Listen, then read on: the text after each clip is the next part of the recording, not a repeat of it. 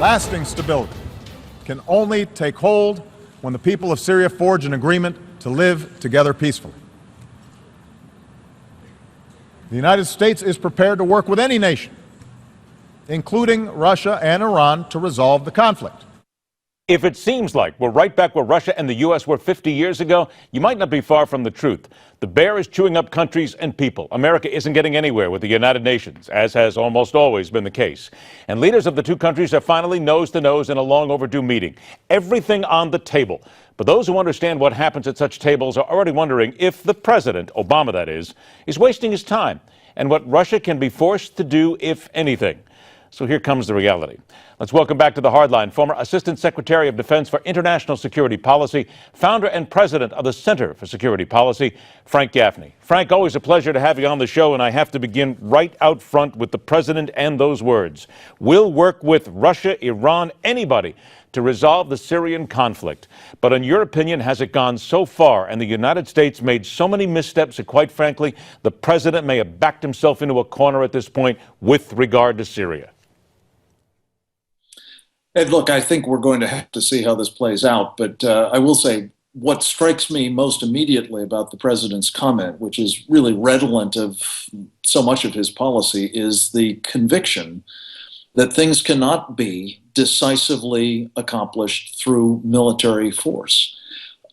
I don't think Vladimir Putin feels that way. I don't think Bashar Assad feels that way. I don't think that the Iranians feel that way.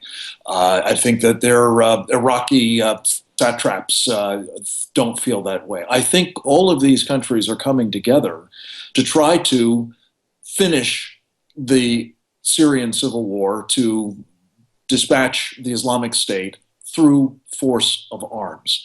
And I think that the president may or may not be in a box. I'm not certain, but I do think that he's becoming irrelevant.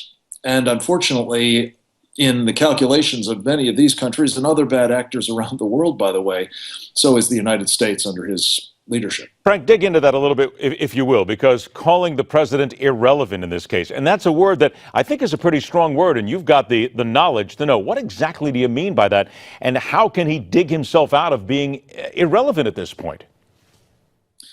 Well, I'm not sure that he can do much unless he's prepared to confront the Russians, Putin and his allies in this matter. And I don't see any stomach in his part to do that. To the contrary, I mean, he's just made this unbelievably reckless deal with one of the most important of this, well, I guess I would call it an axis of evil, for want of a better term, Iran. And in this case, unless the president is prepared to actually show a degree of muscle and a resolve, including quite possibly through military measures, I don't think any of these guys are going to take him terribly seriously. And as we're seeing, increasingly, we're being marginalized in a way that may suit him. I mean, at the end of the day, it does seem as though he has in mind a sort of regional hegemony role for Iran. He has in mind,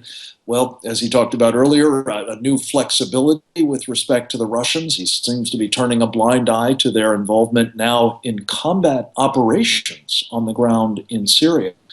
And so this may be very much actually to his liking, to have the United States not only not leading, but not even really leading from behind, but sort of having this matter resolved by others who are prepared to step up and, if necessary, use military force to accomplish their ends. Frank, I got about a minute left, and here's what I hear. I hear the president basically saying we will not go back to the way things were before in Syria. He says Assad has to be out. I hear Putin basically saying that that's not going to happen. Assad will stay there. We're not going to let him get out, and you have to go ahead and allow Syria to go ahead with al-Assad in charge.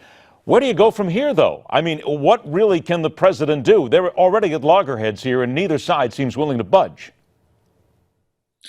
Well, again, I think we'll see what, in fact, the president decides to do. But my sense is, and I think this is very much Vladimir Putin's sense, is that when confronted by not just the resolve that Vladimir Putin is evincing at the moment, but new facts on the ground, including air power and ground assets being deployed to Syria in some numbers, and now, as I say, engaging in actual combat operations there.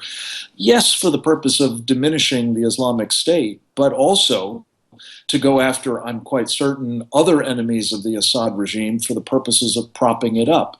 This is a new reality that the president has allowed, in some measure, to take place, and I think he will accommodate himself to it rather than fight it. I think that's exactly it. He has allowed to take place. And I think that that's really at the core of what we're talking about here today. And that, in part and parcel, is what we've already said. Backing himself into that corner. Here it is. This is the way it's going to be. And in many ways, he may have no way out, no matter what is said between the two. Frank Gaffney, it's always a pleasure to have you on the show, my friend. Share the expertise. We'll look forward to speaking again soon. I do as well.